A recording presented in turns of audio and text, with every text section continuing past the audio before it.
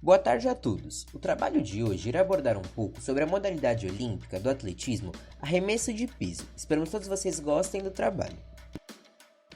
Antes de iniciarmos o trabalho de fato, vamos colocar uma frase em pauta de Lucas Gonçalves, que diz: "A acessibilidade é tornar o mundo melhor para todos." O arremesso de peso é uma modalidade olímpica de atletismo, onde os atletas competem para arremessar uma bola de metal o mais longe possível. Ao contrário do lançamento de dardo, lançamento de martelo e lançamento de disco. Esse esporte é chamado oficialmente de arremesso, devido ao fato do peso ser empurrado e os demais serem projetados com características diferentes.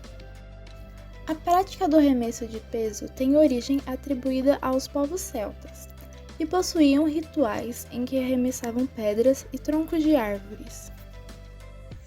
Posteriormente, sobretudo no século XVII, essa prática viria a compor eventos festivos.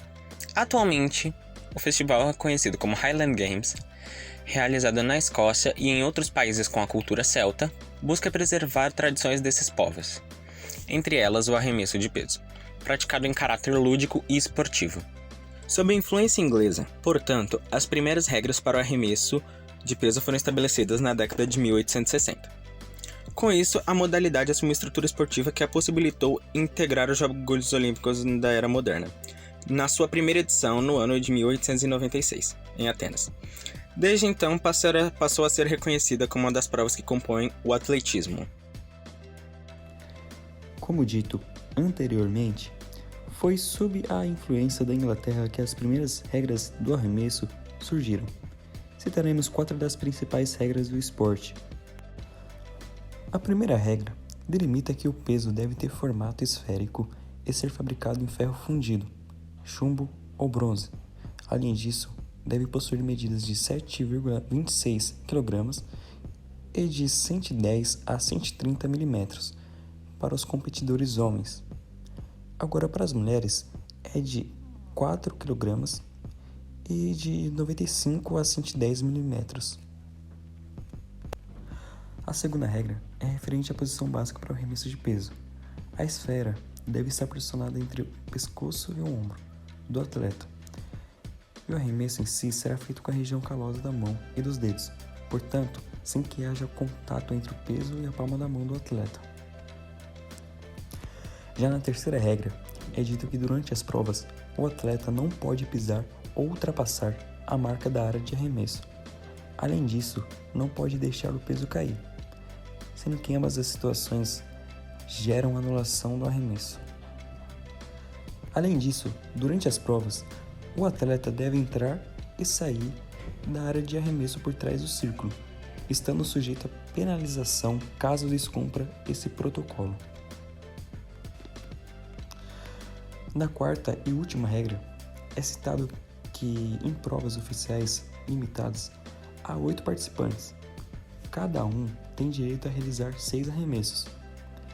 Já em competições com mais de 8 atletas participantes, cada um pode realizar apenas 3 arremessos.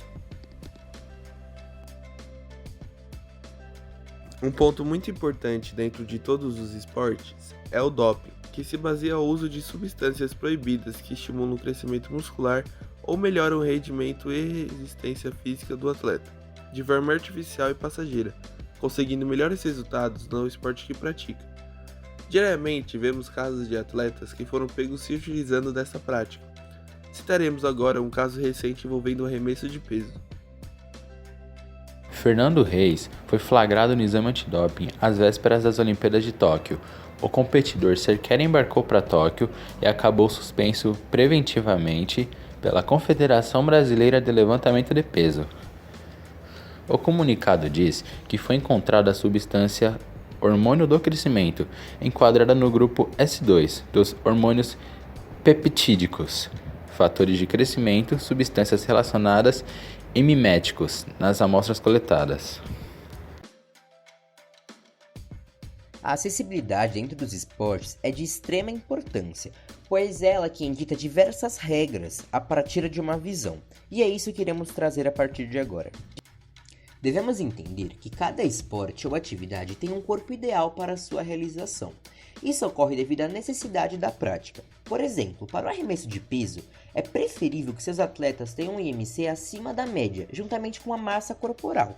Porém, essas qualificações já não servem para a prática do futebol, por exemplo, assim como de outros esportes, afinal, para eles, outras demandas são cobradas.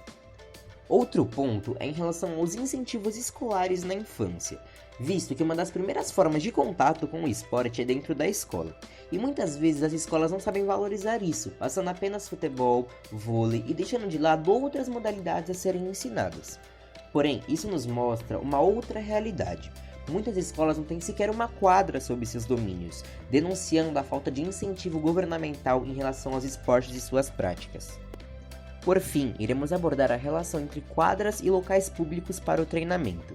É muito comum aos olhares das pessoas quadras de vôlei, basquete e futebol, mas se pararmos para pensar, quantas quadras estão sendo deixadas de lado? Afinal, futebol não é o único esporte que existe.